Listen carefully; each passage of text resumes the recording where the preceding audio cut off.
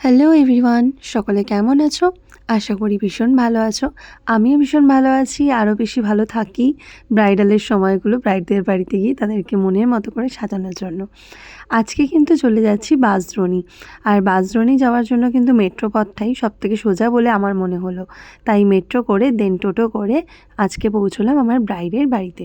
তো আজকে কিন্তু ব্রাইডাল নয়, আজকে করবো একটা রিসেপশন ব্রাইড। আমার ক্লায়েন্টসের আমি বিদায় লুকটা তোমাদের দেখিয়েছিলাম, আজকে নিয়ে চলে এলাম তার রিসেপশন লুক।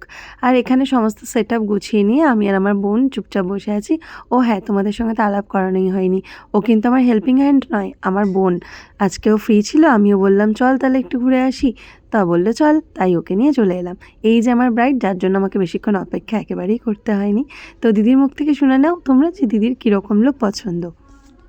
রিসেপশনে এসেছি, তো দিদি বলো যে আজকে তোমার কিরকম লুক পছন্দ। অলরেডি আমি পিকচার পাঠিয়েছি, একদম। এই মাঝখানে সেতে করে বান করবো, মেকআপ তোমার উপরে ছাড়লাম অ্যাজ ইউজুয়াল, বাকি রেস্ট তোমার উপরে। আচ্ছা, মানে তুমি পুরো ভরসা করেই আছো। ঠিক আছে, চলো তাহলে কিরকম লুক তোমাকে দেওয়া যায়। তো চলো মেকআপ শুরু করার আগে দেখা যাক দিদি আমাকে ঠিক কীরকম ছবি পাঠিয়েছিল। তো ছবি তো দেখতেই পেলে, ছবি দেখে নিশ্চয়ই বুঝতে বাকি নেই এটা কার ছবি। হ্যাঁ, একদমই তাই, দিদি চেয়েছিল একেবারে অনুষ্কা শর্মার মতো একটা লুক রিক্রিয়েট করতে। দিদি বলেছিল দিদির কিছু পছন্দ আমাকে অ্যাড করে দিতে, যেমন দিদি একটু বেশি স্মোকি আইস চেয়েছিল, আর নিউডটা একটু ডার্ক নিউড শেডের লিপস্টিক চেয়েছিল, ব্যাস, আর গোল্ড পরেছিল। এই যা চেঞ্জেস ছিল। আর শাড়িটা তো অ্যাজ ইউজুয়াল, বাট মেকআপের সিমিলারিটিটা কিন্তু সেম রাখতে বলেছিল। তো আজকে কিন্তু আমি লুকটা সেই মতোই রিক্রিয়েট করার চেষ্টা করেছি। অ্যান্ড তোমরাও দেখতে থাকো যে আমি লুকটা ঠিক কতটা ফোটাতে পেরেছি। প্রথমেই বলি, আমরা প্রত্যেকটা মেকআপ আর্টিস্ট কিন্তু চেষ্টা করি নিজেদের মতন করে বেস্ট কাজটা দেওয়ার। প্রত্যেকের হাতের কাজ প্রত্যেকের মতো করে সুন্দর, ঠিক তেমনি আমার হাতের কাজও কিন্তু আমার মতো করে সুন্দর। আমি আমার কাজটাকে ভীষণ ভালোবাসি। আমি নিজে স্পেশালি আমার ব্রাইডদের, আমার সমস্ত ক্লায়েন্টসদের কিন্তু নিজের অরিজিনালিটিটা ধরে রেখে মেকআপ করাতে পছন্দ করি। মানে তাদের স্কিন টোনটা বেস্ট করে মেকআপ করার চেষ্টা করি, সেটা ব্রাইডাল হোক কি পার্টি মেকওভার হোক, এঙ্গেজমেন্ট মেকওভার হোক, যাই হোক। আমি সবসময় চাই যে আমার ক্লায়েন্টস যেন তাকে দেখে মেকআপের পরেও চিনতে পারে, এবং মেকওভার করার পরেও তার স্কিনটা যেন ন্যাচারাল বেস লাগে, যাতে মনে হয় প্রত্যেকটা লোকের যে মেকআপের মানে বেশি করে আটা ময়দা লাগিয়ে দেওয়া নয়, যেটা সবার ধারণা মেকআপ করার অর্থ হলো আটা ময়দা লাগিয়ে দেওয়া, একেবারেই নয়। প্রত্যেকের ব্যক্তিগতভাবে সৌন্দর্য আছে, মেকআপের মাধ্যমে আমরা সেই সৌন্দর্যটাকে ভেতর থেকে ফুটিয়ে তোলার চেষ্টা করি। মেকআপ করে তার বিউটিটাকে আরও বেশি করে এনহ্যান্স করা যায়, তার জন্যই কিন্তু মেকআপ করা হয়। তার সাজ, সোবার সাজ পছন্দ করো তোমরা কিন্তু নির্দ্বিধায় চোখ বন্ধ করে আমার সাথে যোগাযোগ করতে পারো, কারণ আমি নিজে স্পেশালি একজন মেকআপ আর্টিস্ট হয়েও বলছি, আমার নিজের অরিজিনালিটি ধরে রেখে মেকআপ করাতে বেশি ভালো লাগে। হ্যাঁ, তা বলে কি কেউ তার পছন্দ মতন বললে বা কেউ যদি চায় যে সে একটু লাউড মেকআপ করবে, সেটাও যেমন করে দিতে পারি, কিন্তু ঠিক সেই রকমই সুইট অ্যান্ড সোবার লুকও আমি কিন্তু করে দিতে পারি। কারণ আমার নিজের ব্যক্তিগত সুইট অ্যান্ড সোবার লুকটাই বেশি পছন্দ হয়।